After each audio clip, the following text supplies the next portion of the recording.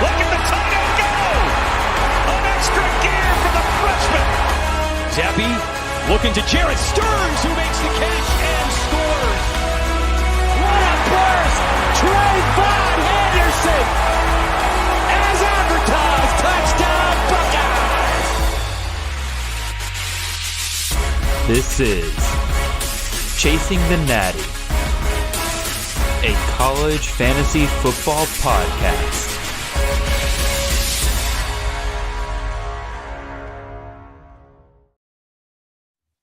All right, welcome in everybody. This is Jared Palmgren, host of the Chasing the Natty podcast. I hope you guys are enjoying your Sunday night. Welcome to another live mock draft. Again, we got 12.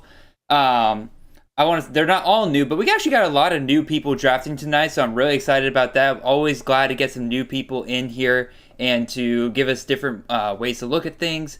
And I also got a very different kind of guest for you guys tonight than we've had over the past couple of weeks. Again, typically I'll bring on another guy here who is already big into the CFF space, but tonight's guest is Mr. Graham Coffey. He is the owner of the Dawgs Central website, very connected with the Georgia Bulldogs program, but he's also just very knowledgeable of the entire college football national space. And so I figured we'd bring him in. He's expressed interest in the college fantasy space, and so I figured bring him on here. Let's hear what he has to say. So Graham, how are you doing tonight, sir? I'm doing well, Jared. Thanks for having me. This will be a lot of fun. So yeah, guys, same thing as always. We got about 7.5 minutes before the actual draft gets started here. So if you have questions, go ahead and drop them in the chat. And if you don't have anything else ready to do besides listen to us, take 2 seconds, hit that like button. It gets us trending with the right people and with people who may be interested in these kinds of things.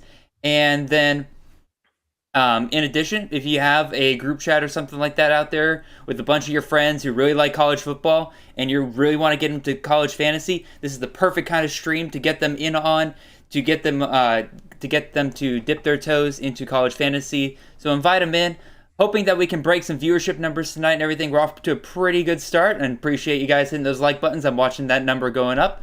Great job, you guys.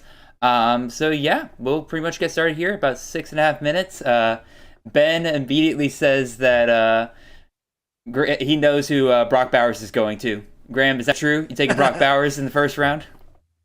Not in the first round. I don't. But yeah, I mean, I do feel like there's only a few tight ends that they're kind of on like tier one, and then I feel like there's a lot of tight ends that you can kind of get the same value out of, and that are going to have similar statistical seasons. So I do think Brock Bowers is maybe a spot where, especially in this kind of best ball format, like if you grab him or one of these other kind of couple guys, you may find yourself in a spot where, you know, you do have a little bit of an advantage over the competition just because they're going to put up numbers that other tight ends aren't. So we'll throw out the other Georgia tight end that a lot of people have been kind of talking about, and that is the resurgent Eric Gilbert. You are very connected to the Georgia program and everything. Would you consider Eric one of the top tight ends to target this year? I would, and I think a lot of that is because he's going to play wide out a good bit as well.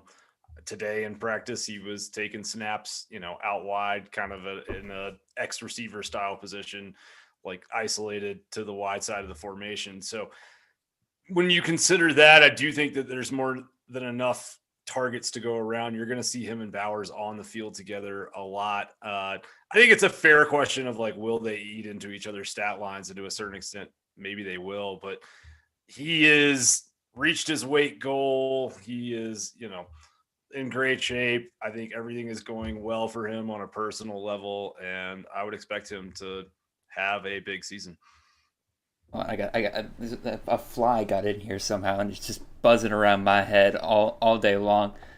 Tom Harvey says, every "Giggity." time I'm on a live stream. Sorry.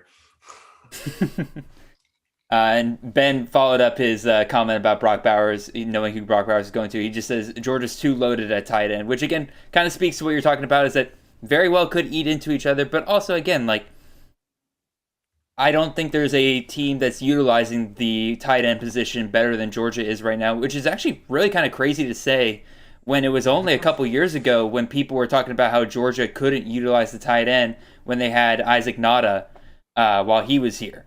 So it's funny how things change so quickly. It definitely does. And I mean, even this time last year, that was one of the narratives that was kind of around the Georgia program. And now we're kind of on this narrative of like Georgia hasn't had a 1,000-yard receiver since Terrence Edwards in 2002. He's the only one in school history. And, there's this kind of focus or complaint about that from certain segments of the fan base of like, that's not why, that's why we're not signing 3 5-star receivers a class or whatever. But it's like, you gotta, I don't know. At some point, there has to be a balance, right? Like you can't have a 1,000-yard tight end and 2,000-yard receivers. At some point, there's like kind of a breaking point there. But I do think it is interesting when you kind of look at Georgia's wide receiver room. 7 of the top 9 guys are back, and you add Eric Gilbert into the mix, who I think is kind of a hybrid receiver tight end in many ways. And I just think that room is kind of sneaky and probably will be a lot better than most are expecting. Absolutely. Ryan, and making it the very important point of the night is the fact that we are only 3 weeks away from the season. It really, like every off season, it starts and you're like, oh God, it's going to take forever for the next season to get here. And then all of a sudden it's here before you know it. I'm getting ready to gear up to go to Ohio next week. I'm going to the fantasy football convention to do a live college football draft there. So like I thought that was forever away, and then all of a sudden I'm leaving Friday for it, and then pretty much I get back, and then 3 weeks later we're at week 0. It's the season's pretty much here. Yeah, absolutely. That's awesome. So we got about 2 minutes before the draft. Anybody else wants to drop a question in the chat? We got time probably for about one more before we get in there. Graham, you're sitting there at the 1-6. I'm at the 1-4. What's your kind of mindset in the first round? Like, again, you're not super ingrained into the CFF, so you don't get bombarded with the echo chamber that kind of goes along there and everything. So what do you kind of go into this mindset with? Yeah, I mean, it's tough, right? Because, like, I think CJ Stroud, in my mind, is the number one overall target in this whole process, just in my own personal opinion. So, but I don't think he's going to be there at 6th pick. I'd be shocked. So could be. It's kind of that. I've seen him fall to late first round. Now, granted, again, this is a good chance for me to talk about our format for tonight. This is a 25-round draft, 2 quarterbacks, not the 1 quarterback league that we did last time you were here, Graham.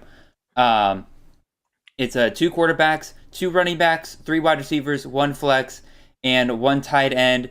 And Brett asking an important question in the chat, is it half-point PPR? Yes, it is half-point PPR, and it is 4-point passing touchdowns. So that's kind of our format for tonight and everything. Anyway, continue, Graham. You were saying you like CJ Stroud. You think he can make it to you at 1-6? Maybe. And, I mean, it's also, I don't know. There's some – I feel like there's kind of that top 3 to 5 sort of quarterbacks there that you'd like to snag one of in the first round, but depending on how the chips fall, we'll see what happens, right? Very true. I do kind of like who I can get when they come back to me in the second round sometimes. Lately, the next tier quarterbacks after the top 2 guys, in my opinion, have started kind of getting pushed towards the front end of the second round. Maybe that's the best ball. Maybe it's the 2 quarterback. But that's just something I've kind of seen lately. So we will definitely see. We got about 6 seconds here. Kane's going to start us off with the 1-1 pick. I have an idea of who I'm going for, mostly because I literally have not gotten a single share of this man yet, and I've done so many drafts this year, and I realized that, like, at some point, this dude's a stud. I need to have him on at least one of my teams. So I'm hoping he kind of falls to me. So let's see. Kane up first. Where is he going to go with the 1-1 pick? Oh, there goes CJ Stroud. Oh, that wasn't happening. Well, that's how it goes sometimes.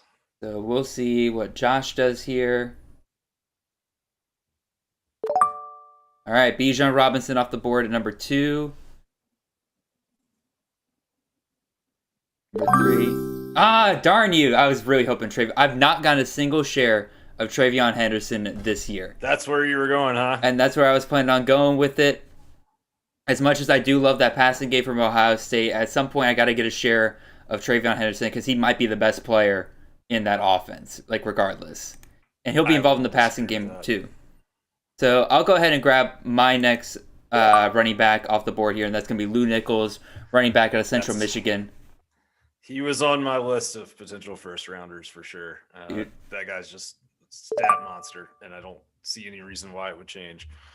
Well, Kobe Lewis was going to come back originally, and that I was actually a little worried about that he would eat into Lew Nichols, but then he transferred to Purdue. Like, just out of nowhere, he transferred. I'm like, all right, well, I guess we're running it back with Lew Nichols. All right, you're on the clock, Graham. Who are you going with? I am trying to make my selection of. If you need help, just let me know. I can force a pick on my side. Malik Cunningham is who I'm wanting to take here. All right, that's all right. I know. It's a little different, but a little different. The rushing yards, I think, bear it out. I'm really high on Louisville this year. I think that that's a one thing that I've kind of considered pulling a little action into is a prop bet on Louisville to win over 10 games. Really? What's their over-under at right now? That's a good question. But even so, like, my thoughts on Malik Cunningham and everything, would he be my second quarterback off the board? No, but I get why people love him. Again, you're right. This is one of the few quarterbacks in the country that can rush for over 1,000 yards in his season if they let him run. I think he's going to have some touchdown regression because he had like 20 touchdowns on the ground last year, which is just absolutely insane no matter what QB you have. But even still, like in a best ball format where you don't have to worry about playing him the right weeks and you just have to worry about accumulating his points throughout the season, I get it. Totally. Yeah, and I mean, I think as far as like passing yardage value, there's other places that I'm going to be able to find that throughout the draft. So I feel like Cunningham, maybe not the highest like floor in this draft, like CJ Stroud or Bryce Young, for example. Like I feel like that's just kind of a sure bet, right? But I also think that it's one of those things where the potential reward maybe justifies the risk here. No, absolutely fair. Again, like if Cunningham does what he did last year, you made a good pick at the first round here. Like I'm not gonna knock you on that too much. Fair enough. So let's see who came off the board here. Jackson Smith and Jigba 1-7. That's probably the latest I've seen him go in a while. I think Hawks got a good pick there. All my top running backs are now pretty much off the board. Lee, Gibbs, Braylon Allen, they're all gone. Any of these guys kind of stick out to you, Graham, that like you think are going too high or maybe are great values here? I mean, I personally really wanted Deuce Vaughn. He's was my number one running back in this draft. I did just see Caleb Williams come off the board. That's one I'm very skeptical of. He had the longest average time to throw from snap to throw, basically, in college football last year. And the biggest question mark about this USC team is their offensive line. Yeah, I mean, they didn't even have enough bodies on the O-line to have a real spring game. So in that regard, I think, it's a tough one. I personally actually would probably go get Dylan Gabriel before I would go and get Williams. Really interesting. And I'm pretty high on Dylan Gabriel as well. I think I have him as my QB 6 for the year. I really like the fit with him and Jeff Lebby there at Oklahoma. I think it's pretty much a match made in heaven. I'm kind of filling up my queue here. I'm kind of liking what's kind of fallen to me over here. Some good picks come off the board, though. Cedric Tillman, Xavier Worthy, both great picks in the second round right there. I know you're skeptical of Caleb Williams, but getting him and Addison together, I think is kind of a fun little double tap there at the end of the first round. Yeah, absolutely. I think that he's going to have 30% of his targets go to Jordan Addison? Probably. Maybe? Yeah. So when you win big. Absolutely. Up, Hendon Hooker comes off the board. Kind of looking at quarterback here. I thought about going quarterback here, but I think I might wait now because again, I'm seeing a lot of value at wide receiver and running back. You're back on the clock, Graham. Where are you headed with this one? That is a good question. I am a little bit torn between two of the guys on my wide receiver list, but I think I'm actually going to go and take Sean Tucker from Syracuse. There you go. What do you like about Tucker?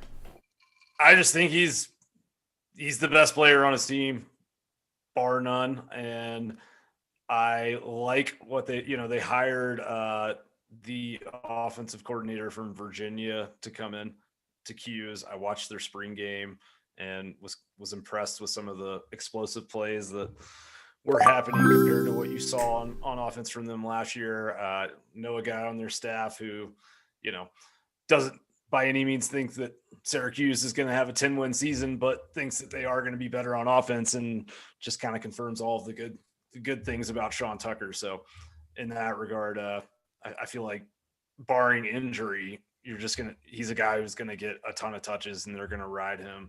And I think a passing game will help open up a little bit more opportunity for him to have some clean lanes.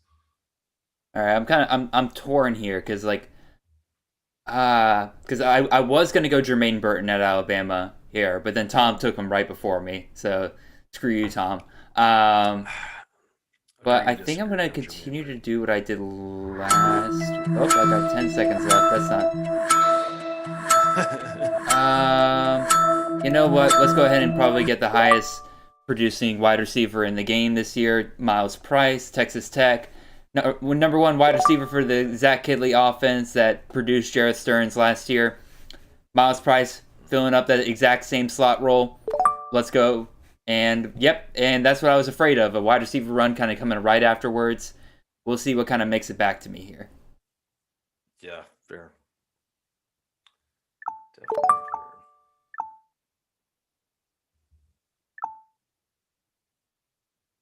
Alrighty, let's see.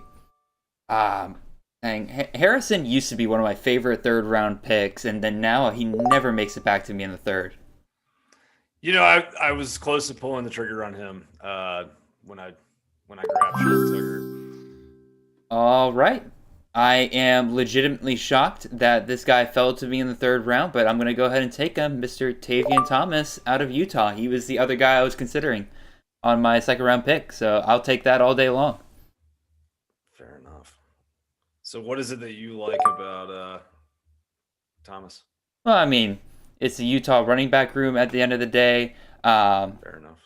He overtook a pretty solid running back room last year when you had Chris Curry still there. You had DJ Pleasure, who's now off to the NFL, was still there. Just came out on top of all those guys. He's probably going to see some touchdown regression, which is why I think he's better value here in the late second, early third round. Because if I expected him to get 22 touchdowns again, he'd be a first-round pick for me. But at the same time, it's Utah. They're going to want to run the ball. Basically, any given play, two players are going to touch the ball in Utah. It's either going to be Tavian Thomas or it's going to be Cameron Rising. And given how much Utah runs the ball, I'm going to take Tavian Thomas. And he's basically their goal line back every single time. There's nobody else on that roster who I think could do that right now. Except maybe freshman Jalen Glover. But he's, again, can't rely too much on true freshmen yet. So you took Quentin Johnson. Let's hear about Quentin Johnson. I did.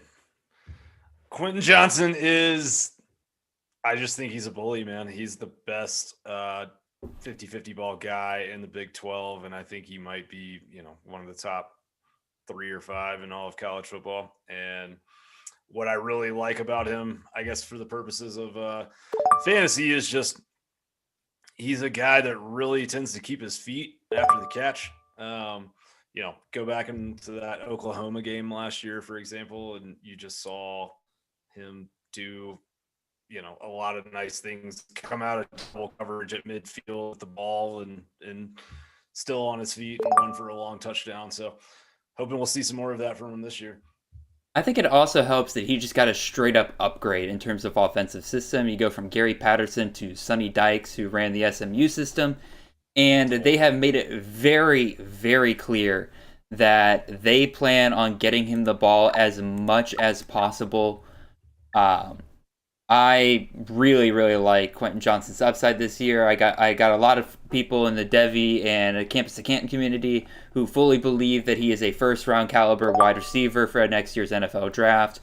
Would not surprise me, and I think Sonny Dykes is going to be the one that truly unlocks his potential this year, especially if they can get some better quarterback play. It sounds like Chandler Morris might actually be overtaking Max Duggan there at TCU. And so he's the better passer out of the two, so I would very much appreciate that. Yeah, one stat that I'm very fond of. It's actually a PFF stat, but it's yards per route run. So I feel like it's very interesting kind of one to look at. But yeah, 2.60 yards for a route run. His average depth of target 18.7 yards. And dude, I love ADOT. Yeah, and also just the fact he brought in 6.8 yards. I'm sorry, 6.8 yak basically per reception. It's a pretty high number, especially for a guy that's 6'4", 212. So, I also just, part of this, I probably shouldn't admit this out loud, but like part of this is just, who do I want to tune in and watch every Saturday? And no, fair. I definitely, I find a high entertainment value in Quentin Johnston, right?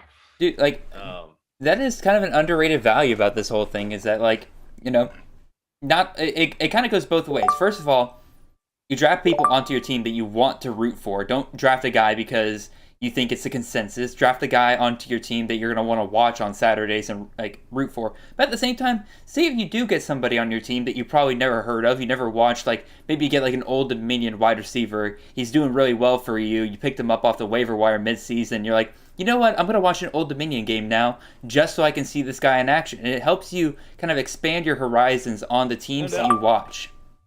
Yeah, absolutely. And it definitely, I love Maction and Tuesday night football games and just kind of some of that stuff. It makes the game a lot more fun, in my opinion. And I'm all about it. So.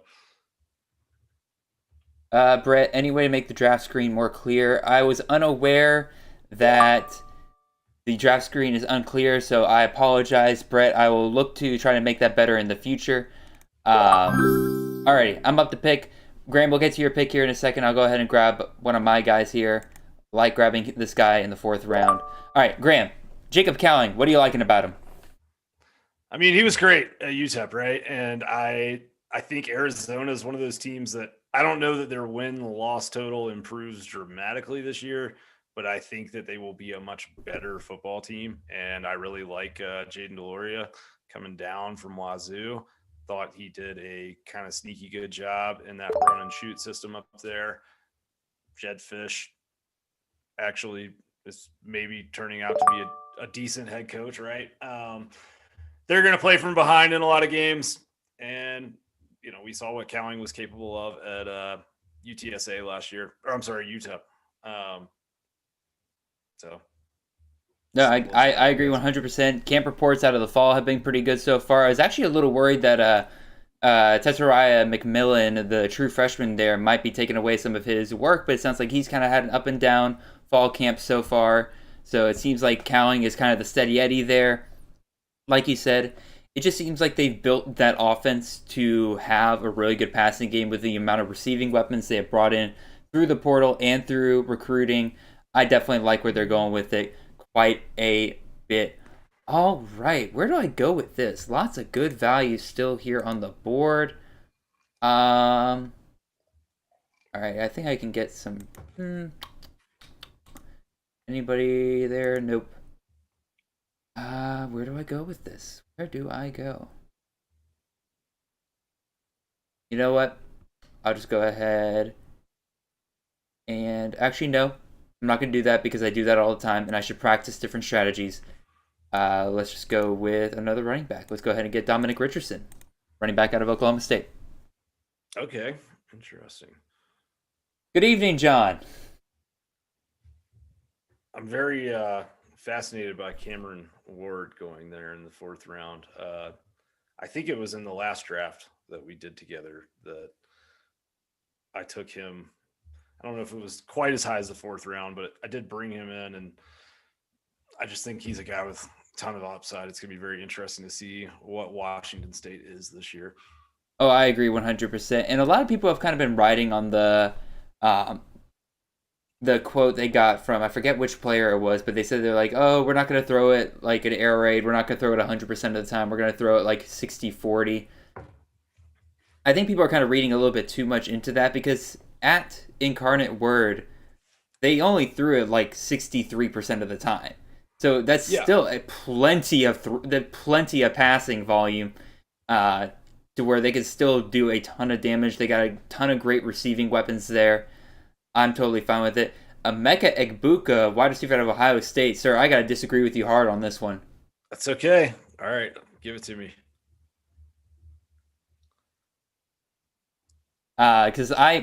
So here's my thing with Emeka Egbuka.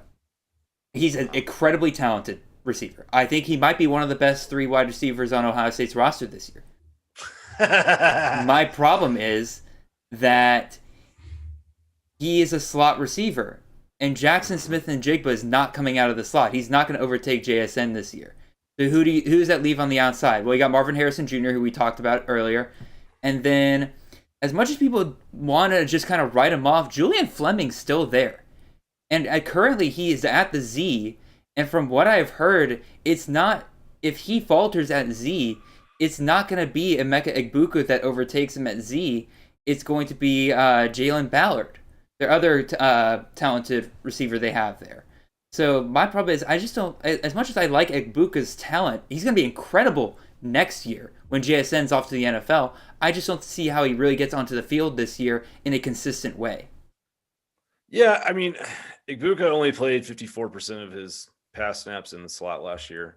So read into that, whatever. I think you're going to see Ohio State go 4 and 5 wide a lot. And Fair.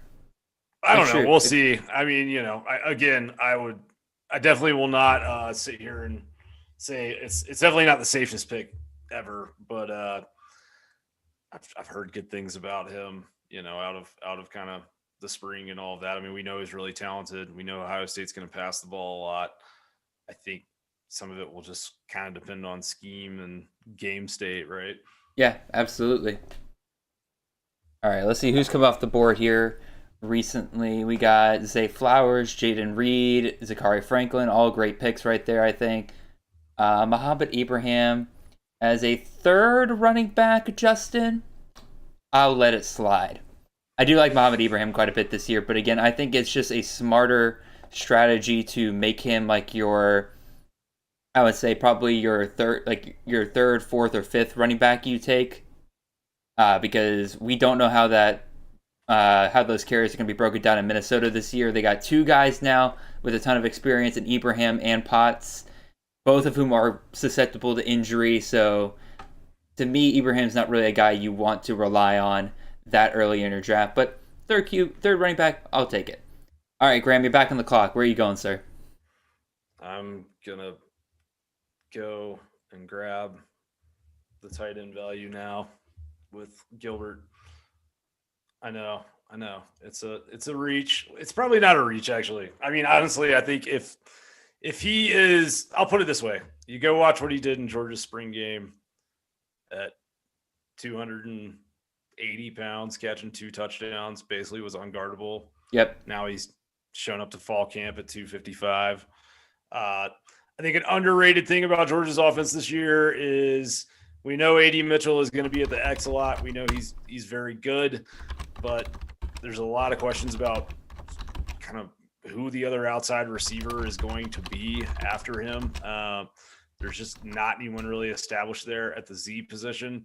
Mm-hmm. So I think you're going to see them split those tight ends out wide a lot, and we'll see what happens. We'll see what happens. Again, I agree with you 100% that if Gilbert hits his upside, he's going right where he should. It's just a question of, do you think he does that? And obviously you very connected to the Georgia program, believe that he is going to do that.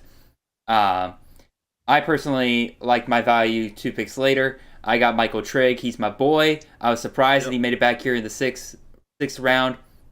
I just adore what Lane Kiffin has really done with his tight ends over the last couple of years at Florida A&M and at Ole Miss. Last year notwithstanding, but also if you look at the tight end room that Ole Miss had to work with last year, there was nobody really to write home about. Michael Trigg, I think, has been the most talented tight end that he's ever had to work with, so I can easily see him getting some Harrison Bryant or Kenny Yeboah level of work, especially in a weaker wide receiver room at Ole Miss that I think they've had over the past couple of years with injury-prone Jonathan Mingo. Jalen Robinson could be really good, but again, we haven't seen it yet. I think Trigg's in for a big year. We saw it in the spring game. They were throwing to him constantly. I'm all about it. Yeah, I think there's part of me that's just like I got no clue what Ole Miss is going to be. They could be a 10-win team again or a 9-win team. They could be below 500. I'm not sure, but I do worry a little bit about. I think Lane Kiffin was an offensive coordinator, and so when they would do good things on offense, everybody just kind of was like, "Oh, look how brilliant Lane Kiffin is."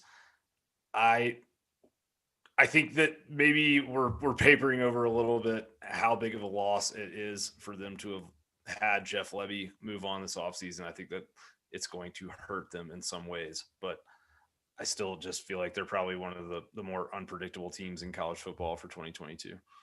I would agree. Again, there's definitely a lot of question marks there, but regardless, again, like Trigg pretty much has everything set up. Lane Kiffin brings in Charlie Weiss, who was his offensive coordinator at Florida A&M. So there's a connection there already. They already know what kind of system they want to run. And again, that's where they had Harrison Bryant when they were both there at Florida A&M. I can definitely imagine they recognize what they have in Trigg, and they'll just kind of move forward with it. The question really becomes, who do they start at quarterback? A lot of us expect Jackson Dart, but Luke Altmaier has been taking the first snaps at camp, it sounds like. Yeah, it does. And, I mean, they didn't have a great time by any means in that Sugar Bowl. He was kind of rushed into action, but you could see the tools. Like, he's got some zip.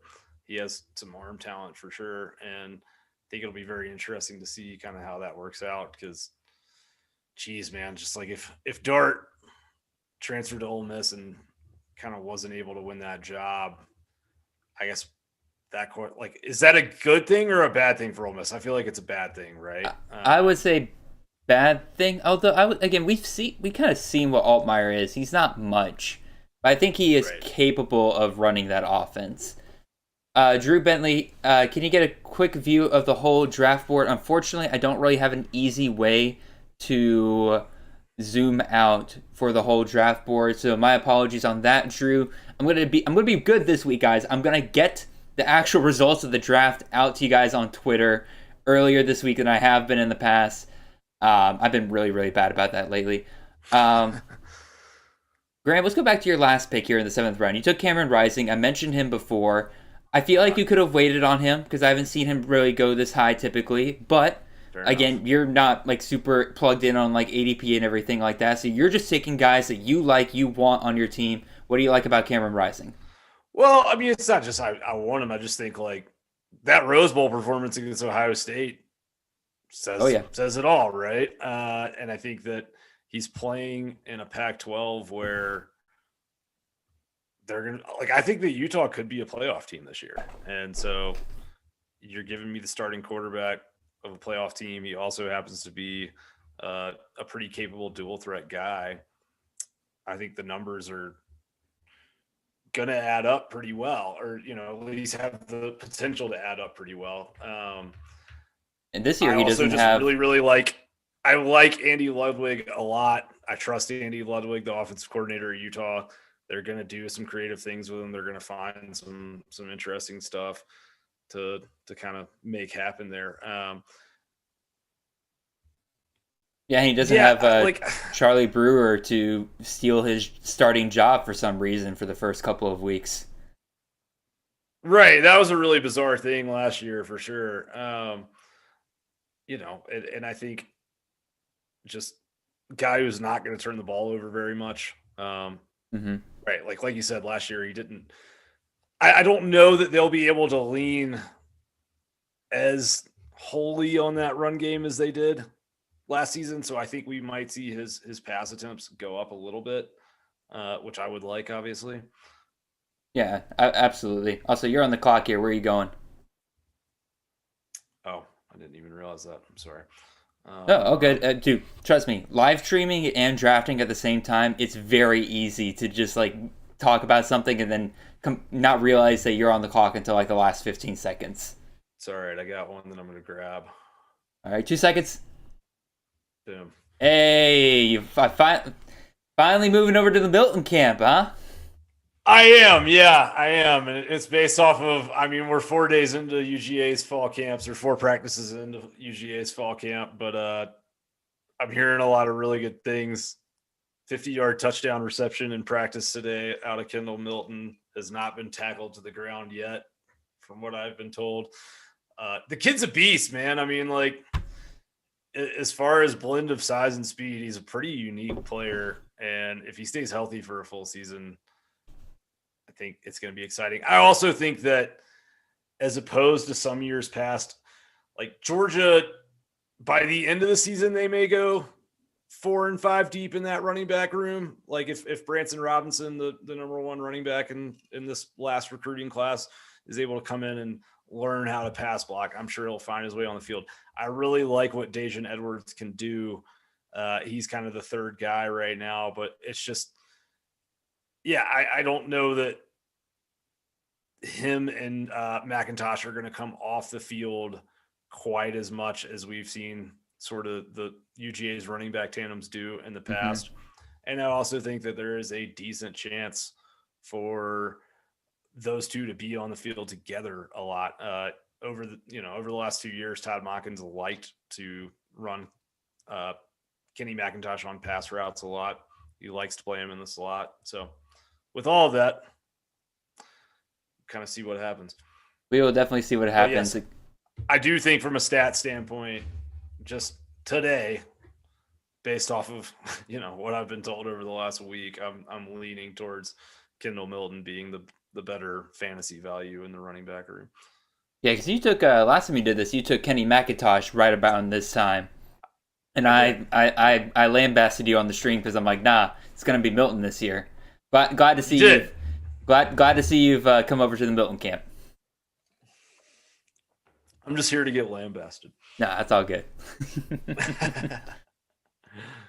You said in your tweet that you were going to be lambasting people tonight, but you've been incredibly kind. Oh, well, that's kind. I'm glad. All right.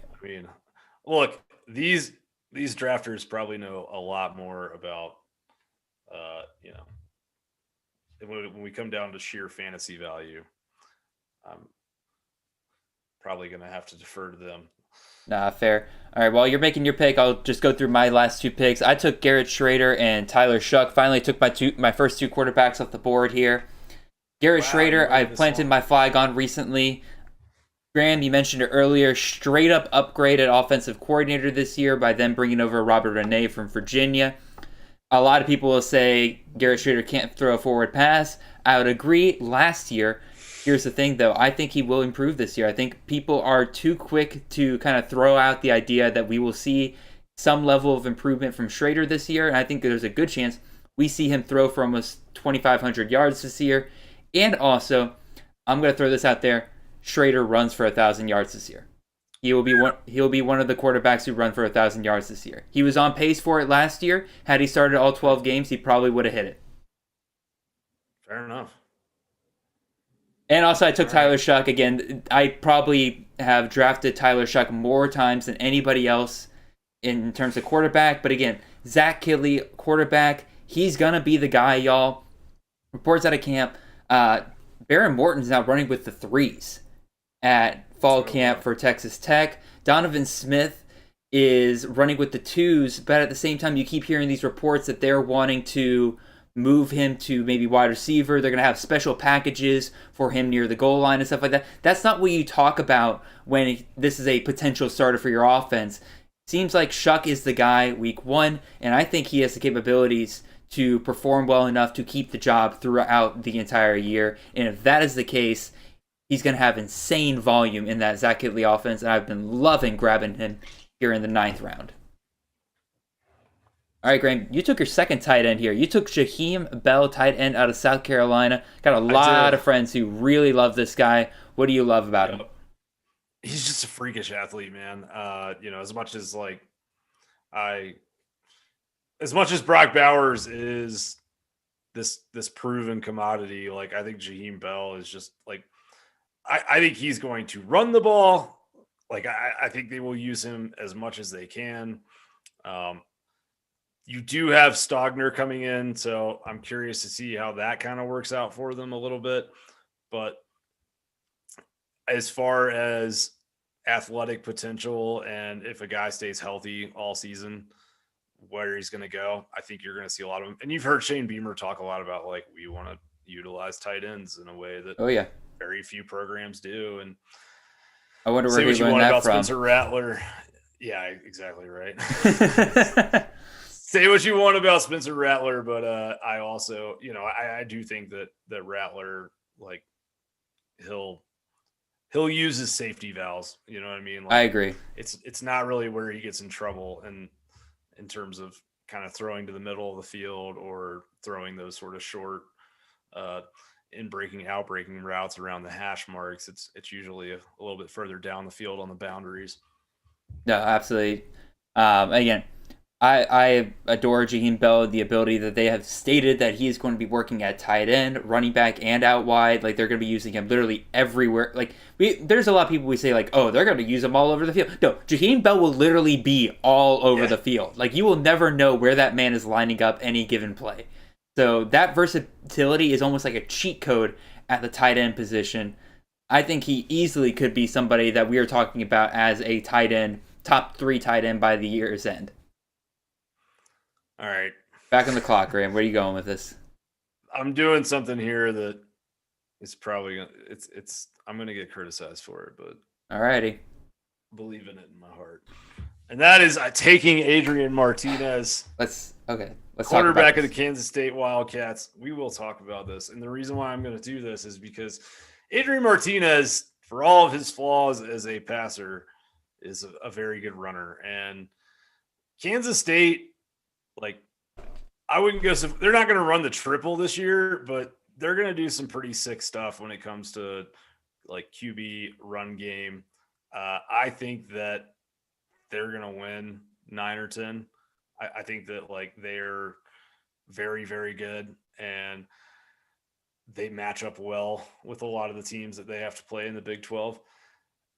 Yeah, man. And with Deuce Vaughn and him running kind of it's kind of a gun option type scheme, I think, is what they're going to end up using in a sense, a little bit kind of similar to the Coastal Carolina system that they do with McCall. It's going to be fun. And I'm a big fan of triple option football. This isn't triple option quite, but it's, you give me a former North Dakota State coach running a quarterback run-based offense, and I'm a sucker for it. Okay. Graham, I think you walked into that expecting something very different than what I'm about to say. Dude, thank you. Okay. Thank you. All right. I have been telling people that we have been sleeping way too much on Adrian Martinez. I'll pull up his ADP after I make a pick here in a second. But, man, he has, people have been nuts with how late that they are taking this man. Hold on. I'm not going to lie. I was planning on taking running back there, but I did not realize until way too late that he was already off the board. So let's see. We'll just go ahead and get the starting running back at a UNC. Get myself some British Brooks. Anyway, let me pull up ADP real quick. So this is ADP from last month. Adrian Martinez was being drafted as a QB 33. Man was being drafted in the 12th to 13th round on average. I saw him going even later than that. Guys, Adrian Martinez, for all of his flaws, like Graham said, dude still puts up stats. Now, you're going to hate yourself for 3 quarters in every single game because you're going to think that he's about to put up like 10 points for you. But all of a sudden in that 4th quarter, man, that's where he does his magic. That's where he starts running for an extra 60 yards. That's when he scores a rushing touchdown, probably throws for another one. And all of a sudden you're doing just fine by the end of the week. He's in a better system now at Kansas State. Better coaching staff like Graham mentioned. I really think he is set up for success this year. I like it quite a bit. Graham, now I got to crap on you. Dylan McDuffie at Georgia Tech? Come on, man. That is going to be a committee if I've ever seen one. I don't think so, man. I think he's going to be the number 1 guy. I could be wrong, but he did run for over 1,000 yards at Buffalo last year. Like, Jahmyr Gibbs is gone. There's a little bit of a vacuum in that room. I would imagine that if anyone can get hot, they'll keep it. I think he has the best chance to be that hot hand. He's the only guy in that running back room that we've ever seen do anything remotely close to have a productive college football season. So yeah, I'll give you that because they do have Dante Smith, they do have Hassan Hall, but neither one of those guys are really anything to truly write home about. So I mean, yeah, it's Georgia Tech, right? Yeah, you're right. It's tough. It's tough. I was kind of surprised to see. I know this is back a little bit, but Anthony Richardson in the 9th round was a bit of a shock for me. Too high or too low? Too high. Oh, okay. In my opinion. Is this the dog speaking or is this the analytical speaking? No, this is analytical. It's just like, let me find some of my old data. I did a little bit of work on this back in spring practice. I think with him, he's a little bit too much of. So I mean, last year 6 touchdowns, 5 interceptions. That's fine, whatever. Yeah. But only 43% completion on throws over 10 yards, only 31% completion on throws over 20 yards. Everyone highlights the rushing ability, but if you take out those kind of Florida Atlantic, those garbage games at the beginning of the year, and you only look at him versus Power 5 teams, only 3.68 yards per carry. Mm-hmm. So maybe he becomes a star, but there's no statistical indicators. And when you talk to people who evaluate quarterbacks, the thing that they say over and over and over is that guys who are inaccurate rarely become accurate. Josh Allen would be like the massive exception to this over the last few years. But, and to be like, we might see him run a offense similar to what they did with, am I on the clock right now? You are on the clock right now. You got 30 seconds. Okay.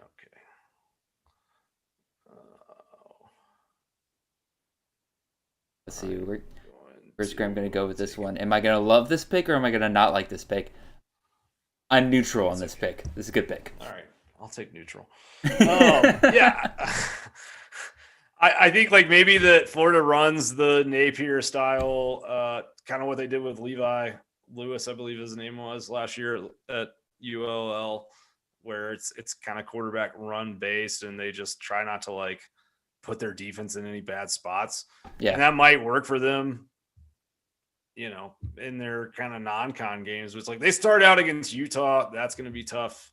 Mm-hmm. It's just, it's tough, man. I think it's going to be a tough year for those guys. And if teams key on the run and he has to beat them with his arm, I'm just not sure he can do that. And I think that, he is kind of a turnover prone guy. And I don't say that because of the Georgia game last year. Like if you go back and look, like I told our listeners on our show before the Georgia-Florida game last year to go and take a defensive touchdown prop bet for UGA if you could find one. And it's because Anthony Richardson does this thing where he's really late throwing his checkdowns and when he wants to go kind of anywhere but his first read.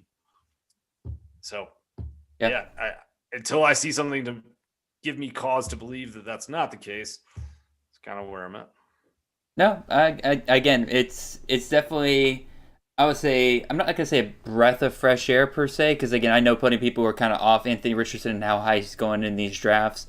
But I also know a lot of people who are like ready for him to be like that next guy. But also, again, I think people forget it's not Dan Mullen there anymore. It's Billy Napier. Yeah.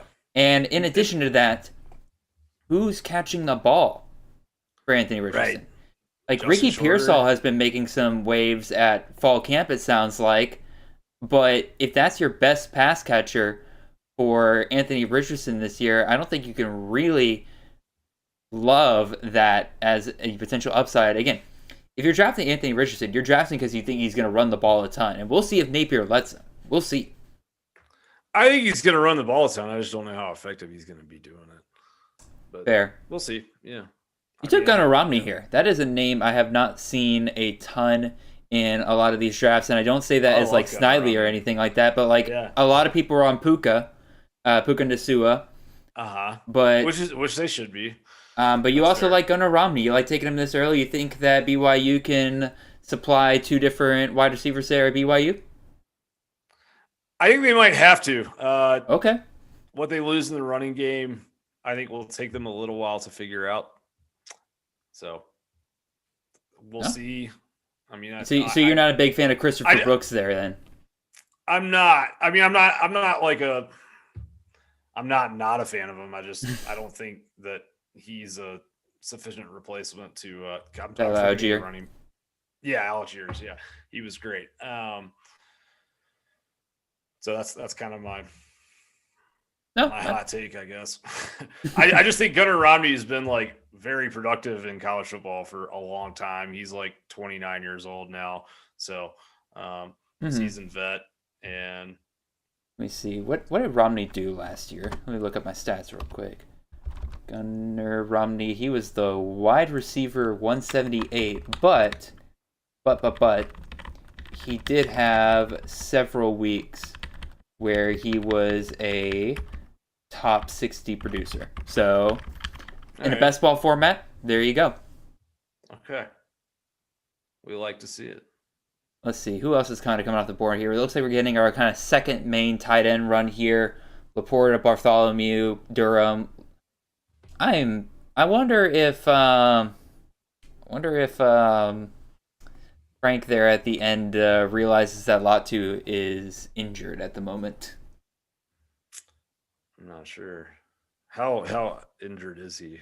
Saban is he out said for the season? No, he's not out for the season. He'll again. It's more of a question of like, will he be back for the first game kind of deal. He'll miss a good chunk of fall camp for what it sounds like. I think there was an update today, but I can't really remember off the top of my head. I'll say you are on the clock, sir. Yeah, I'm going Thayer Thomas here. Somebody's got to catch balls for Devin Leary. Right. Yeah, exactly. I mean, the other thing too is that like if Dave Doran ever decides to let NC State run an offense where they don't run the ball ineffectively on first and second down and then put Leary in a spot where he has to bail him out on 3rd and 7 and just decides like, oh, hey, maybe like let's run a play action pass on 2nd and 8, you know, things could really start popping off there. So. Absolutely. That I don't know why, but just the way you said that was hilarious to me. Where you're just like, oh, they ever decided that they just don't want to run it on first, second down. And so I don't know. That was funny. They ever decide to try and do like something creative on offense. What's been shown to be statistically effective for a long time now. Then all right, I got like 3 wide receivers here. They're like all roughly in the same camp for me. That I kind of like, but. Let's just go. We're going to go. Valence Hunt went off the board, but I'll take the guy who's actually probably going to do better this year, and that's Jeff Foreman. If he did not get injured last year, he probably would have had a better year than Valence Hunt.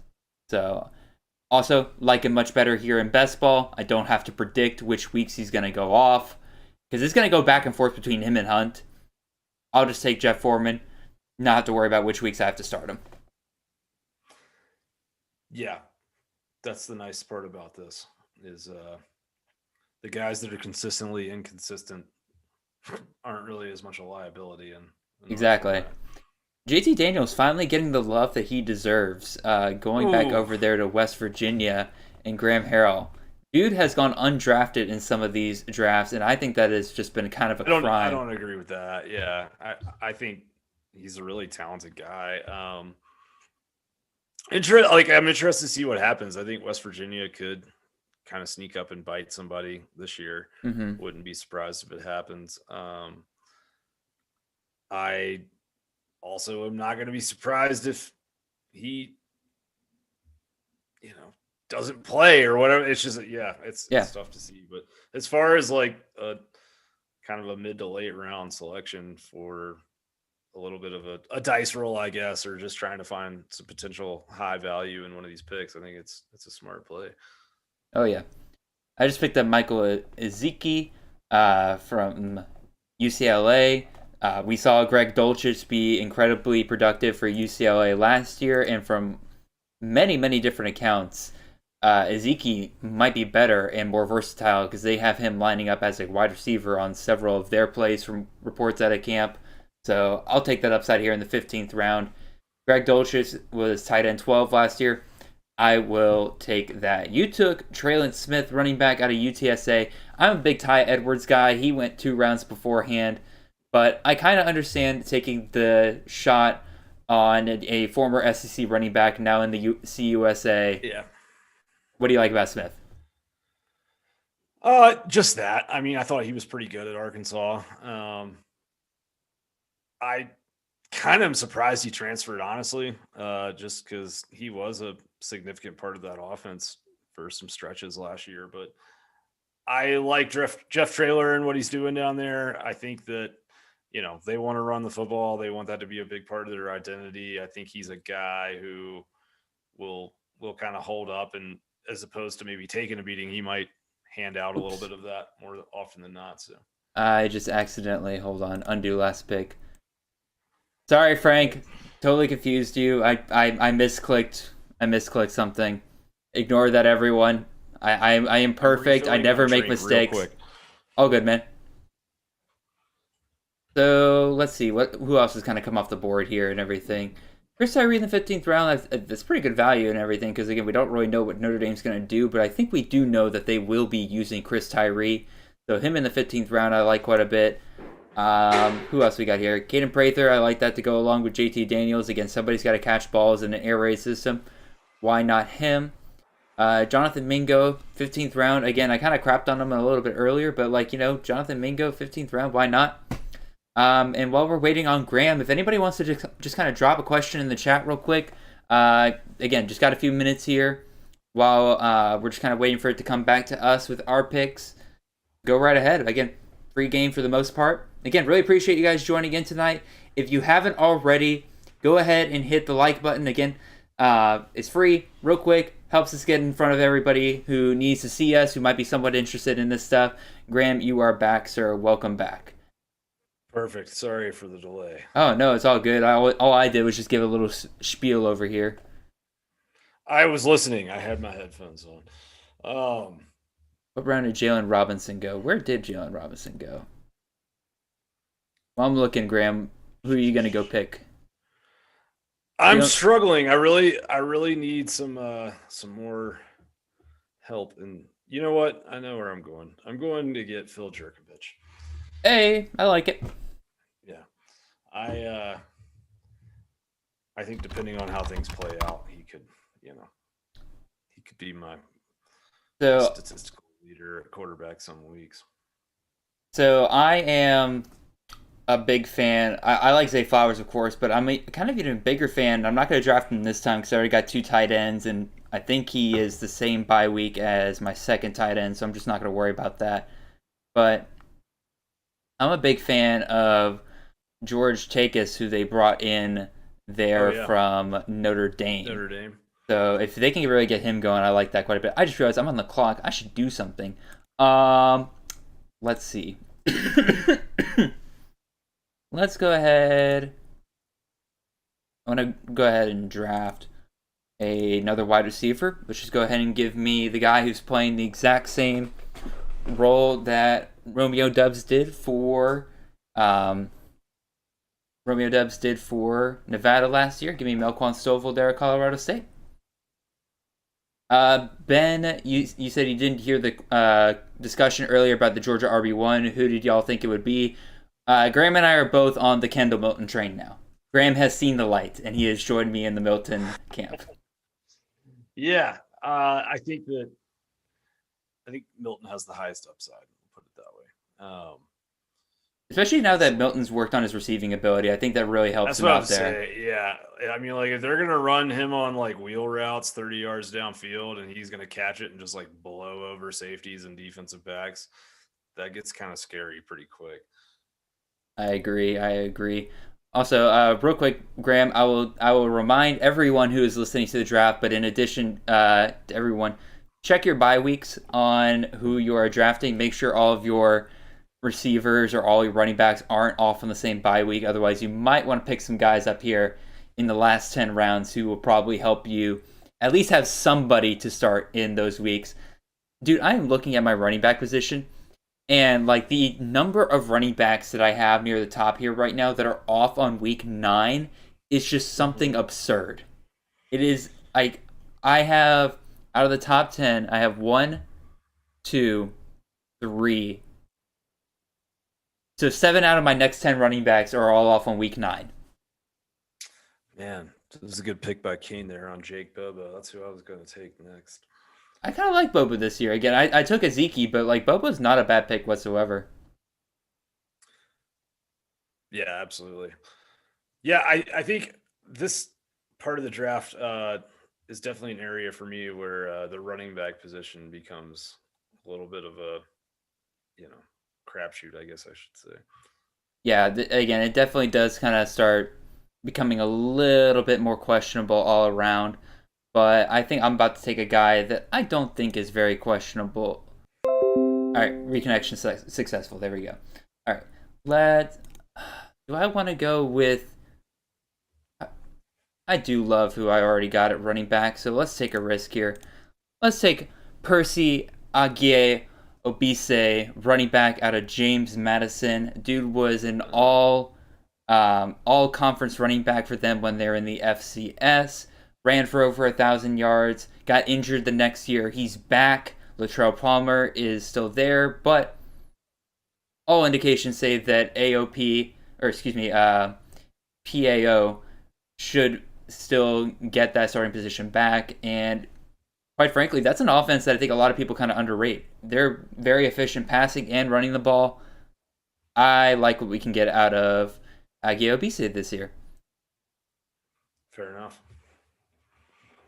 Alrighty, and you just took Xavier and Valade. So this is an interesting one to me because I have poo-pooed Valade pretty much most of the year, but reports are that he is getting the snaps at RB1 at Arizona State. Because I was kind of thinking that Ngata might get it, but here we are. I think he's the most talented, when it comes to just sheer eye test. What does that mean? Who knows? We'll see. But I do think he has a nice upside. No, definitely. Brandon ribbing me a little bit right now because he says in the chat that now's the chance for me to grab Andre Green Jr. out of UNC because I was lamenting to him earlier that I hadn't gotten any shares of Andre Green Jr. when I was doing freshman drafts this year. And now he's pretty much set to take over the Z position or the outside position for UNC this year because Antoine Green Jr., he's injured now, so pretty much that. I knew I should have gone Shavon Cordero. I really like Shavon Cordero. That's a nice pick. Yeah, I like him a lot as well. The Will Levis selection, that's an interesting one. Not that he doesn't have wonderful physical tools, because he does, but over 40% of his targets last year went to Wan'Dale Robinson, and it's just, I don't know what happens now that Wan'Dale Robinson is in the NFL. I'll tell you what happens. Tavion Robinson is the next guy up there. Dane Key, a true freshman there. Mark Stoops has said that he is the deep threat that they've been kind of looking for. And so if he kind of puts it together really early on, I would be kind of interested in him as well. We'll see. Fair enough. Alrighty. Coming up to you here in the 18th round, you're back on the clock. What are you thinking here, Graham? So I'll explain my logic here. I'm going with John Samuel Shanker, the tight end out of Auburn. And it's just because I do think that Auburn is going to have some productive quarterback play this year. I think Calzada, I actually thought he was doing some nice things at the end of last year. And, TJ Finley, we know that he can come in and at least steady the ship, relatively speaking. But yeah, like that wide receiver room is a big question mark to me. And other than Tank Bigsby, I don't really know what the offense runs through. Shanker is not by far, but he's definitely the kind of, preferred option and the best athlete in that tight end room. I think they're going to use their tight ends a lot. So I like what the potential upside could be there. That's what you got to do sometimes. Again, when you pick out an offense and you figure out, hey, somebody's got to catch the ball over here. Because I know I poo-pooed on Auburn during the last stream, and you kind of dropped in the chat. You're like, hey, don't sleep on Auburn this year. And I agree with you. They got a lot of talent on defense there and everything. There's nobody really on that offense that I'm looking at except, obviously Tank Bigsby that I'm looking at and saying, like, alrighty, that's going to be a guy I want on my fantasy teams. But you're now saying that the tight end might be somebody to look at. So write it down, y'all. Write it down. At your own risk. It's definitely a risk, but it's also your third tight end. And you took Jaheim Bell and Eric Gilbert early on. And so, like, if your third tight end doesn't work out, I think Bell and Gilbert will do just fine for you. Yeah, totally. I agree with that. So I took Javon Ivory with my 18th round pick. And it really is kind of a shame that he falls so far. Because Calvin Austin's gone. They're still going to be running the same similar system there at... Why is Michael Jordan drafted 4 tight ends in a row? All right, Michael. What was his answer? He has not answered. I just kind of asked to the ether. Let's see. Who can I look at here? I think I'm going to go with the wide receiver I've had in my queue that I was going to double tap with Shavon Cordero, but I do really like Justin Lockhart at San Jose State this year. Hooked up with Cordero for 2 touchdowns in the spring game. I'll take that. I think he'll probably be the number 1 wide receiver there in a very, very underrated offense. Nice. All right. I'm doing it. You doing it? Stat the Jet. I took him as my 25th round QB last week. So, well, here's my logic. Again, 7 of his top 9 wide receivers return. He was 3rd last year in the NCAA and passing efficiency. I believe he was 2nd in yards per an attempt, and I believe he was 3rd in QBR. So if he's throwing the ball, and we have to assume that Georgia's defense isn't quite, I don't think they're as dominant as last year. Like, no, I don't think anybody expects that. Georgia has to have, that offense has to see more competitive drives this year than they did last year. Mm-hmm. So, yeah, and the unit that I've heard the most positive things out of all camp for UGA is that offensive line. And I think he's going to have time. I think, he'll run for 4 or 5 touchdowns probably as well. And I don't think it's out of the realm for him to go and throw for. I don't think 3,000 yards is out of the question this year. I don't think. Yeah, that's definitely not out of the question. I would actually go a little bit higher than that. Like, I mean, I think that he could be a. We're talking 12 games or full season, like 15 games. I'm talking 12. Well, yeah, I guess that's a fair point. But I mean, he threw for 29 touchdowns last year. Oh yeah, right. Like, I know that he, he didn't start that South Carolina game. He only played 1 series. True. He didn't play at all against Clemson. He didn't play a ton against Vanderbilt. Like, you go through, he only attempted 288 passes last year and got 9.9 yards per attempt. So I think that they could be pretty explosive. His adjusted completion percentage was 76.7%. Like, And while we're talking about Stetson Bennett, I'll just go ahead and get this on tape in case it happens. Forget it if it doesn't. But I think that if you are out there and you're looking for some deep shot kind of Joe Burrow 200-1 style like value for Heisman finalists or Heisman trophy, he's worth taking a run on. I mean, he's had odds as deep as plus 200,000 this offseason. And like, he's the returning starting quarterback on a defending national champion. Like, that's true. Heisman's love a narrative. They love a narrative. And if Georgia goes 12-0 again, or even 11-1, if they're a college football playoff team again, I kind of feel like you have to send somebody to New York from that squad. And so, we will definitely see. Tommy Harvey says, "Calm down, homers." Tommy, you're a Tennessee fan, so I don't want to hear it. All right, Graham, you're back on the clock. Who are you going with this time? I am going with Jaden DeLora. Okay. Out of Arizona. I mean, you mentioned him earlier. You like him and Cowling. That's a nice little stack right there. I do, yeah. And I also need a quarterback that doesn't have a bye on week. I understand that feeling. So, all right, there goes my boy George Takis off the board there. I'm going to take a quarterback I haven't taken so far this year. And that's because, again, news is coming out. Looks good for him. I'll take the shot on a Sonny Dykes quarterback. Give me Chandler Morris, quarterback out of TCU. I like the pick a lot.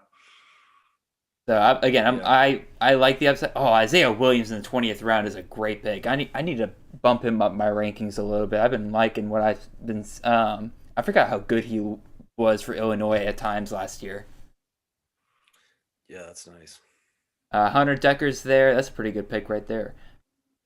Michael Jordan has not taken a wide receiver. I just looked at Michael Jordan's team. This is why he hasn't taken a wide receiver or a running back in several rounds, because he loaded up with it at the beginning and is now just taking tight ends and quarterbacks.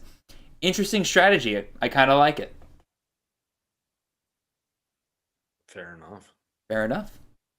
Let's see. I need to load up my queue a little bit more here. How many quarterbacks have I had? 4? Okay. Probably pick up another one at some point. But, I like you. I like you a lot. Is there a reason, aka bye week, that I shouldn't take you? No. You are being taken, sir. I know who my next pick is, unless he gets sniped from me. Which happens a lot on these streams. Quite a bit. I got my eye on somebody that I'm afraid you're going to swoop under me and grab here. We will definitely see. All right, John, don't take my guy, John. Don't take my guy. Interesting pick with Blake Shapen from Michael Jordan there. Really, really low ADOT, but really, really high completion percentage. So very interested to see. They lose kind of everything at the skill position at Baylor, but I don't know. That's also not really like the Baylor identity. It's going to be fascinating to see how that whole thing kind of works out. So if Shapen works out and they do have a better passing game than they kind of had under Jerry Bohannon, any receivers kind of stick out to you as maybe somebody who could benefit? I mean, Ben Sims is a tight end, but... Yeah, I really don't know. We did our Big 12 over-under win total pod and all that. And, we kind of talked about Baylor as the line of scrimmage football team that they are, but I really did not put too much attention into who might step up in that wide receiver role. All right, you're going to have to give me a reason why the guy I'm about to pick is still on the board here, and that is Evan Hull. What's his name? It's the other running back that's coming back off injury. All right, dang. It's he still ran for 1,000 yards last year. He did. 32 carries a game. Is it Andrew Clare? No, it's not Andrew Clare. Is it Cisco? No, it's he may have already been taken. Hold on. Let me just. Yep, there's 2. Pretty good. Nope. Hold on. What's his name? I can't remember his name off the top of my head. There's a running back. He's coming back. He got injured right before the season. I'm blanking hard. Cam Porter. Thank you, John. You're a lifesaver, John. Also, Ben, I apologize. You're right. It is Gary Bohannon, not Jerry Bohannon. That is my bad. My bad. Damn, Isaac Rex. That's a good pick. Also, Ben, to answer your question, who is my home team? I'm a Georgia Bulldog. I am a graduate of Georgia. I am currently in my master's at Georgia. I am very much bleeding red and black over here, and it has been a fantastic year over here for us Georgia Bulldogs. Thank you so much for asking. So, dang, I was really hoping What are you getting your master's in? Civil engineering. I got my undergrad in civil engineering. I'm getting my master's in civil engineering. So of course it makes sense that on the side that I do football podcasts. Of course. So yes, both undergrad and master's degree in civil engineering and at UGA. They got a pretty good engineering program at UGA. A lot of people don't really know that. Yeah, they do. Yeah, suck it, GT. Was a UGA engineering major, if I recall correctly. Who was? Nakobe Dean. He was. I actually saw him around Driftmeyer a couple of times. Dude is incredibly smart from everybody I've talked to. Like, he is like actually brilliant. Yeah, that's pretty interesting. That's cool though. I just thought it was funny that like a kid who wanted to be a engineer came to Georgia. It's like, well, what do you do now, Georgia Tech? So the debate I'm currently having with myself is who is going to be the number 1 running back at Oregon this year. But Byron Cardwell probably went off the board quite a while ago. Probably. Yeah, so, he's gone. Okay. But I'm trying to think of any of the ones behind him that might be worth an upside pick. Noah Whittington, he's a running back from Western Kentucky last year. He followed his running back coach from Western Kentucky to Oregon. So maybe there's some value there, but I really think that they're going to mostly funnel it through Byron Cardwell for the most part. I'd probably just kind of stay away from that room now that Cardwell has been off the board. Fair enough. Ben says, no wonder you're both high on Georgia players. Of course. What am I supposed to say? I don't think my team's going to be good this year. Let's see. Who else we got going off on the board here? Mike Washington, Zion Bowens. Those 2 of my guys right there. Justin, I assume this is a placeholder pick for Brandon Campbell because Brandon Campbell is in the... Is he? I could have sworn somebody told me earlier today that Brandon Campbell was in the... Yes, he is because... Okay. Where? Why is this not working? Brandon Campbell was taken somewhere. There he is. Justin, you gotta... we need to replace your pick there with all my Cascos. I think he meant to pick Brandon Campbell, but Brandon Campbell has been recently added to the pool. We're all used to taking him as a placeholder. So don't draft. Pro tip in fantasy: don't draft a guy who's currently on ACL rehab. That is. You talking to me? No, not talking to you. I'm talking to the audience at large. Don't draft injured players. It's not a great strategy. All right, I'm on the clock here. Something that everyone else doesn't know. Exactly. Alrighty, let's see.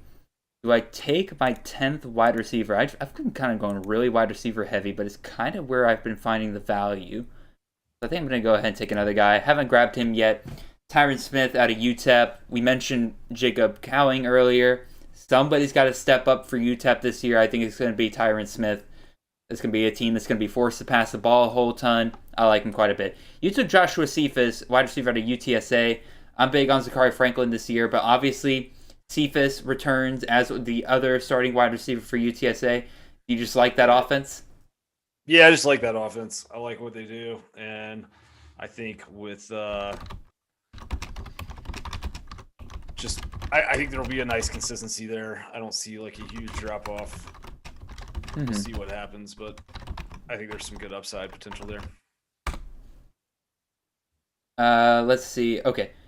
Real quick, I gotta make a quick correction here because Sprague meant he is switching out his pick. He is going to switch it out for quarterback James Blackman out of Arkansas State instead of the injured Alton McCaskill. James Blackman is still around, still doing this thing. That's hanging out with Butch Jones over at Arkansas State. It's so weird what the transfer portal and coaching changes can do to college football sometimes. Let's see. Hey, Dan Key, he was who I was talking about earlier. I should probably make a pick. All right, let's go 5th quarterback off the board. Give me Seth Hennigan, quarterback out of Memphis. Fair enough. Alrighty, Roderick Burns out of North Texas. Graham, we're getting towards the end of the draft here. What are you kind of aiming for in the last couple of rounds? Just something that no one else maybe was aware of, or somewhere that I can maybe find something surprising happen. I am going with Lynn J. Dixon here out of Tennessee. Okay, interesting. Because I'm still on the Jabari Small train. I'm not a huge fan of Dixon, especially considering he couldn't even really break out at considering he couldn't really even do much at West Virginia, who, let's be real, doesn't really have a loaded running back room. What do you like about Lynn J? I just think that you can't go through an SEC season with one running back, especially in modern times, and especially with as many plays as Tennessee runs in a game. And so,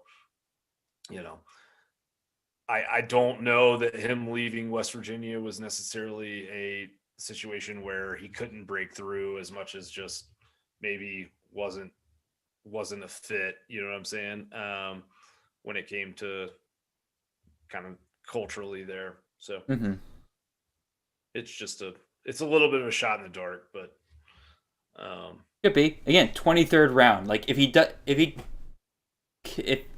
he doesn't work out, oh no, you burned your 23rd round pick. Exactly, for sure. All right, let's see. Baron Morton, quarterback out of Texas Tech. I could have taken him. I took Tyler Shuck earlier. I could have taken him just to kind of lock up that any kind of possibility of Shuck not being the starting quarterback, but I'm really just kind of at the point where I am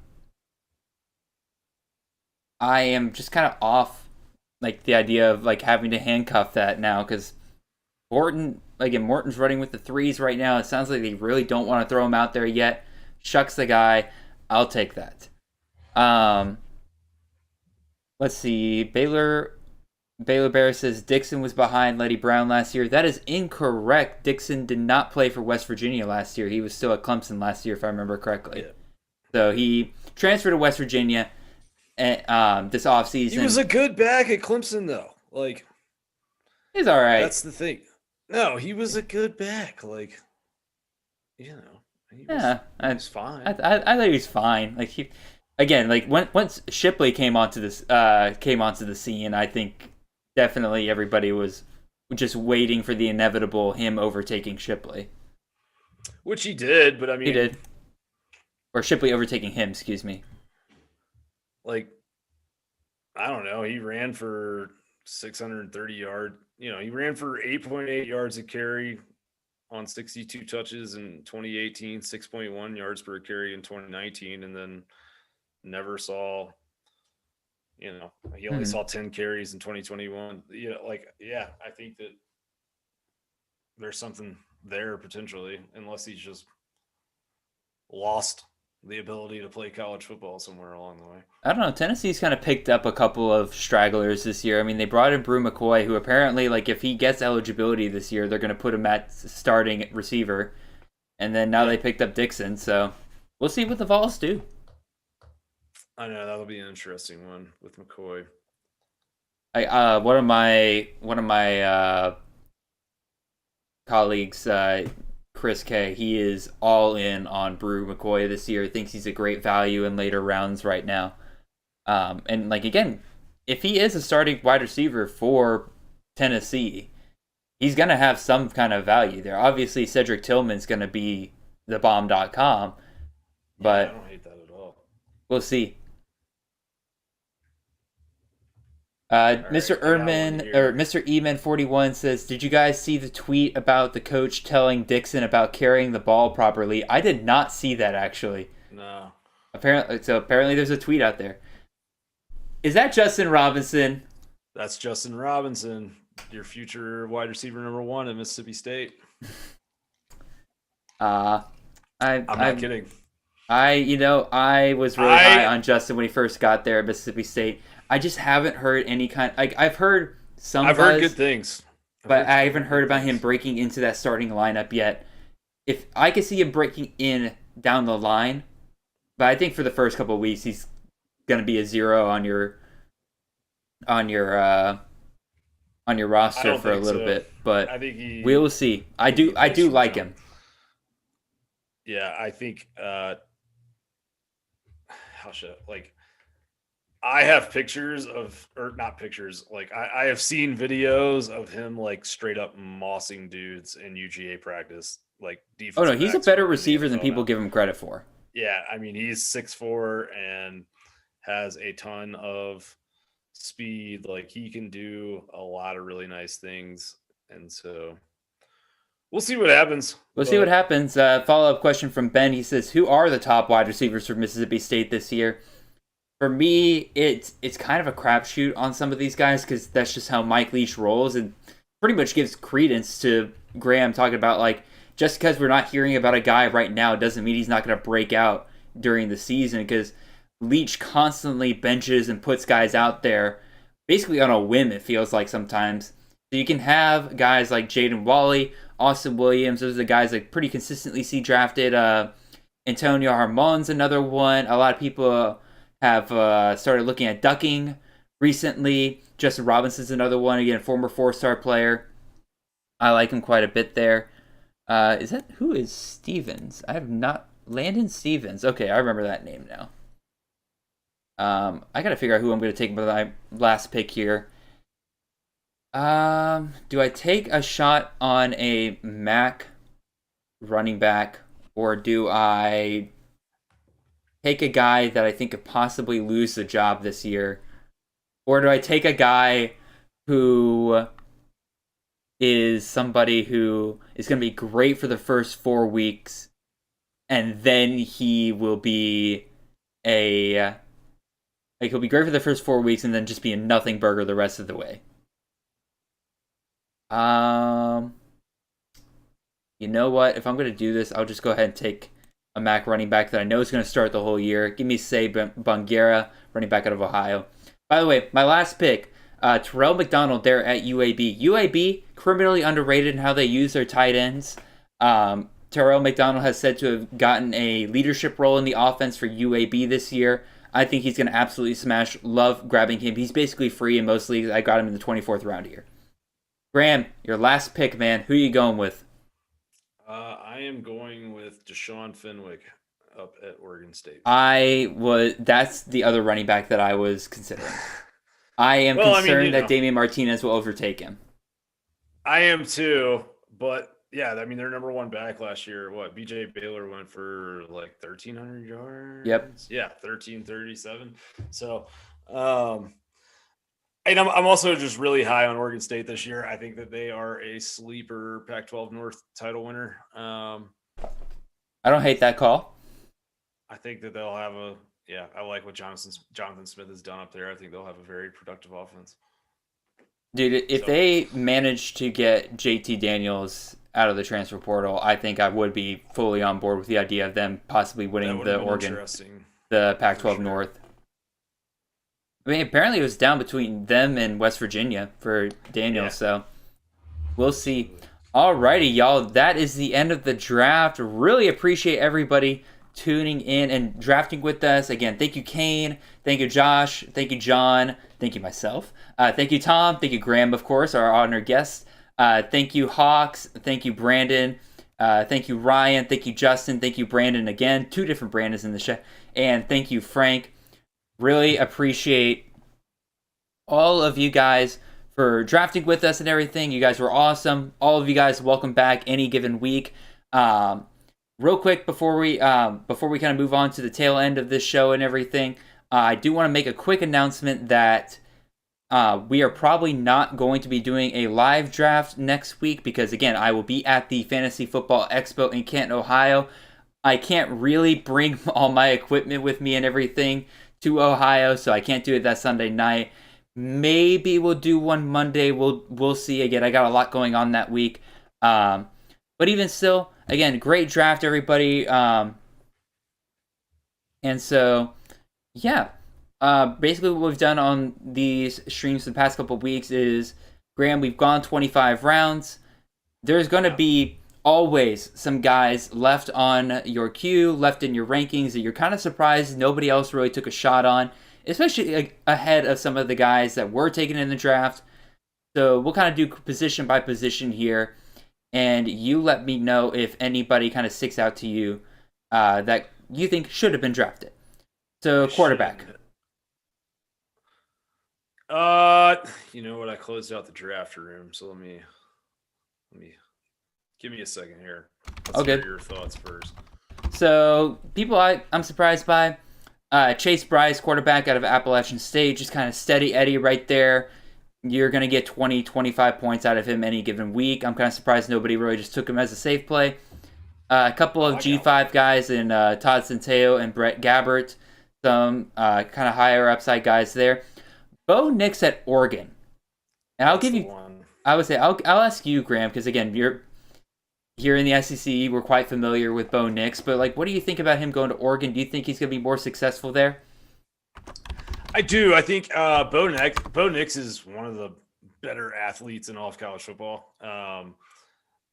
The tough thing for him is that he chose to play college football in the league that has far and away the most speed on the defensive line.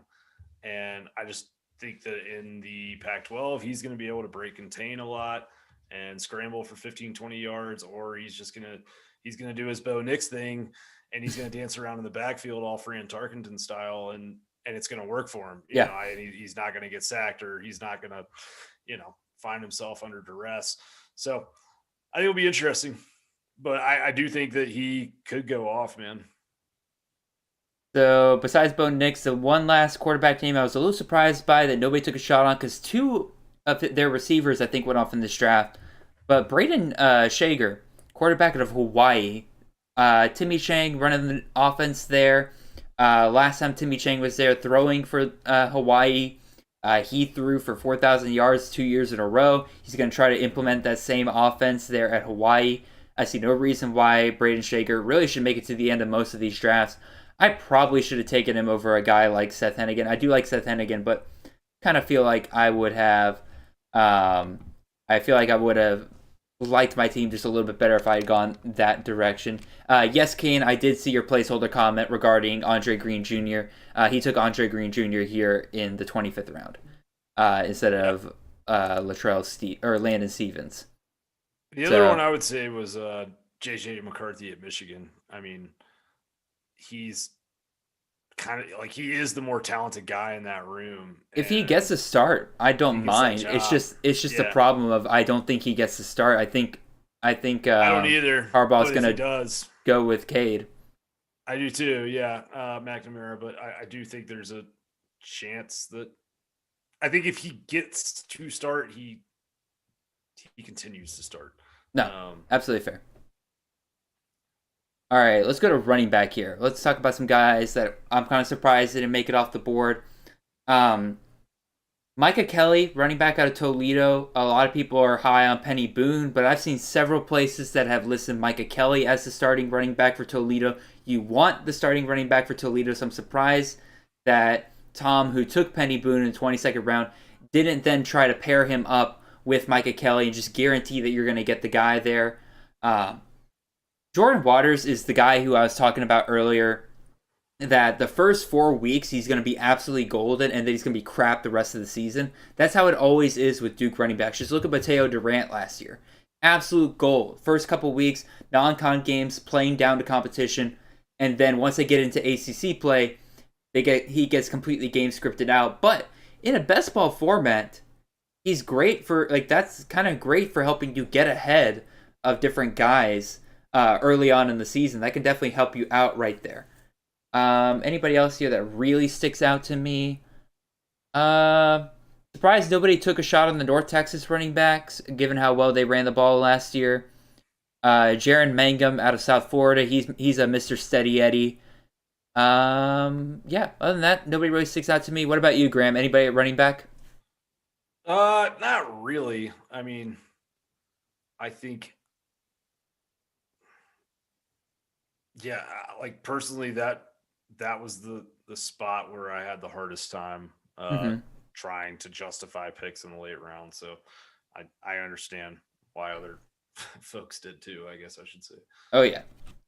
I mean, that's kind of how I was as well. That's why you notice, like, in recent drafts, I've kind of hit the running back a little bit earlier than I have in the past, because I had a show a couple weeks ago with Mitch Hart, who's been doing this longer than I've been alive. But he was talking about how he thinks that running back is the deepest position this year, and I have to disagree. I get to the mid to late rounds and I quickly kind of run out of guys that I feel really comfortable with. But wide receivers, there's still plenty of guys that I like in the later rounds, and we'll get to that here. In terms of guys that are still available on the board here, a couple of guys here. Let's see, Roma Dunze out of Washington. Again, I like Washington's passing game this year with Kalen DeBoer there now as head coach. So I'm surprised that he didn't make it off the board. Shea Wyatt's one of my guys at Tulane. I really like the offensive coordinator they brought in. He has a repertoire with Shea Wyatt where the last time that they were on an offense together, Shea Wyatt went for over 1,300 yards. So I'm kind of surprised that hasn't made its way around and people aren't drafting Shea Wyatt more. I would have taken him here, except for the fact that I already own him pretty much everywhere. And also, I have plenty of receivers on week 9 buys. Other guys here, Gary Bryant Jr. at USC. I know we're all really big on Jordan Addison and Mario Williams for good reason. But I do think people are sleeping on Gary Bryant's ability to produce there as well. And again, as an outside receiver, I think, again, there's a good chance that there's going to be some big blow-up weeks for Gary Bryant.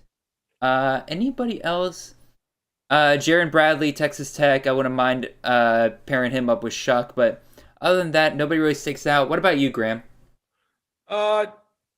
Justin Shorter was kind of interesting to me, just because he'll probably be the number 1 wide receiver at Florida.